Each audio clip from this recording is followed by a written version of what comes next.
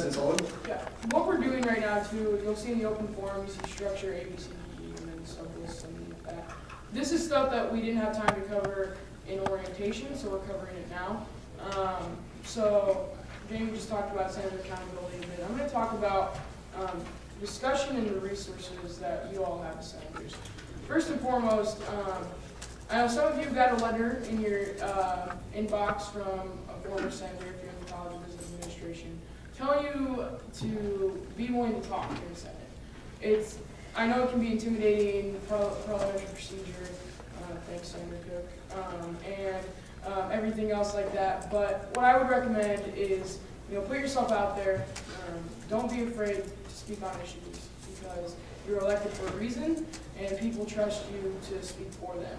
So take that to heart, and if you have an opinion that you feel isn't being voiced, or you feel like you just want to say it, feel free to do so. We're not going to be hinders of discussion. Secondly, the resources that we have, I don't know, everyone took a quick tour of the ASUN office. You know that there's computers back in the back corner. Any of you guys can use those at any time. So, feel free to. There are pieces of old legislation, and literally books of them, in the file cabinet in front of Paula's office, in front of Paula's desk. So if you ask her, she keeps it locked sometimes. But if you ever want to go back and look through old legislation, say you're researching a topic, you want to see if the old Senate has ever passed anything on it, all you have to do is go ask Paula, and she can get you the key and get you into those books of old legislation. Some of it's really interesting stuff, provides a little bit of insight, so don't be afraid to use that resource as well. Copying and printing, please be careful what you copy and print in the ASUN office. It's not a personal printer, but keep it germane to Senate, and we trust you guys to do that. The office staff is there to serve at your discretion, really. They're there to help you. They're there to be sources of knowledge and beacons of knowledge for each and every one of you, so use them. Jesse primarily deals with some of the 475 ride issues, as well as off-campus housing, so if you have any questions pertaining to those, ask her. Paula does budgetary stuff. She prepares the agenda and legislation for us, and things like that, so ask her about those. Marlene knows everything, so any general questions, you should probably just kind of go to Marlene if she's in the office, and she'll usually be able to point you in the right direction and give you your phone number without looking in the directory. So lastly, the key list at the information desk is updated. Each of you, since you're a senator, can check out the ASUN key for the office. By giving them your end card, they'll scan it, and they'll give you the key to the ASUN office. That way, if you need to hold a meeting or something like that, and you need to use the ASUN office, but no one's in there, you can go to the information desk, say you need the key to 136, and then they'll scan your end card and let you in, and give you the key to check out. We'll keep your end card as well. Also, that works for the East Campus office. I encourage everyone to get over there one time before we finish up this term. And with that, I'll hand it over to Drew to talk about empowering your expectations. Yeah, so I'm going to talk about empowering real quick. First of all, I know a lot of you got emails about this. We're going to be doing one-on-ones with every senator. We're going to try and do that twice a month. And if you haven't scheduled that already, you should have gotten an email. Try and get that scheduled right away. That's going to be really your time to talk with us about what you guys want to get done, how you're going to do it. We're here to help you guys make whatever you want to see happen on campus happen. How to write bills, what's the process? I know it's outlined in your packets quite a bit, but that's what we're here for as well. The Speaker of the Senate is going to be doing the same thing. So use that time well. Talk to us about what's on your mind. We'll try to do the same. We'll try to talk about what we have coming up that you guys might be interested in working with us on a certain piece of legislation. Things like that. So that's really where we're going to try and empower you guys the most. Second of all, feel free to ask questions at any point. As we saw, I'm shaky on this because it's my first time through, so I can't even imagine how a lot of you are feeling right now with this parliamentary procedure. In the Senate, you're afraid to speak. Please don't be. Put up your placard at any time. Feel free to ask questions. Feel free to just talk, and we'll make sure that it works into the process, and we'll get everybody caught up as to how that we're going to make Senate run smoothly. Expectations, we just expect you to represent the college that you were elected to represent well. We expect you to be here at meetings. The Speaker of the Senate is going to keep you accountable for that.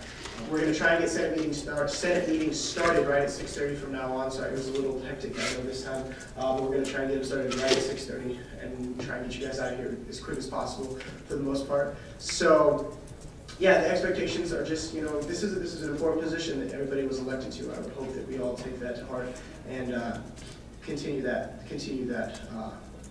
importance throughout the year, and realize that you're working for your college, you're working for your constituents, and we're going to try and make some big things happen here. Yeah, that's all I have. Any other? Is there anyone else wishing to speak in open forum? This will conclude open forum, and we will move into executive reports. We'll start with President Solomon. Great. I'm going to talk briefly about a couple of the other items that were on open forum. I saw I was next to speak anyway, so I'm going to just take them then. As you guys know, we'll be nominating and electing speaker and appointment secretary this evening. In your bylaws are the responsibilities for each of those offices.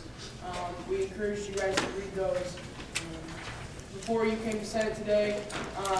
They're in section 3, part D and E in your bylaws. If you want to look those over, I'm not going to necessarily read them to you, but those will be happening this evening. Also, as far as appointments, the appointment sheet goes every week. If there are appointments made, you will be receiving one of those. Some will be for information only, which means that I appointed them and have the responsibility to report or to appoint them. I encourage questions if you want to know about how I appointed people and things like that. If not, some of my appointments are for Senate approval, and then the ones appointed by Appointments Board are also for Senate approval, so you'll be asked to vote on each of those. So be expecting those. If you have any questions, we're definitely open to answering any of those. As far as my report goes personally, MyRed has been launched and has been rather successful to begin with. By March 31st, before UNO really got into registering a lot of their student population, 1,800 students had already registered. There were no major hiccups. Everything went pretty well, and I think that's a sign of things to come for this program. Dr. Franco's worked tirelessly on the new MyRed system, so if you see him, thank him for the work he's put in. We're talking hours and hours a week that he's had to drive to meetings and work with the state colleges to ensure this is as functional as it is right now. A very tiresome process. Please thank him when you see him.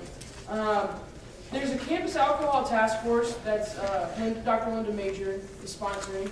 If any of you all are interested, when I get the okay, or when we get the okay on a more finalized plan, we'll bring that to Senate for discussion. But if any of you want to see it beforehand or have any thoughts, please come talk to me.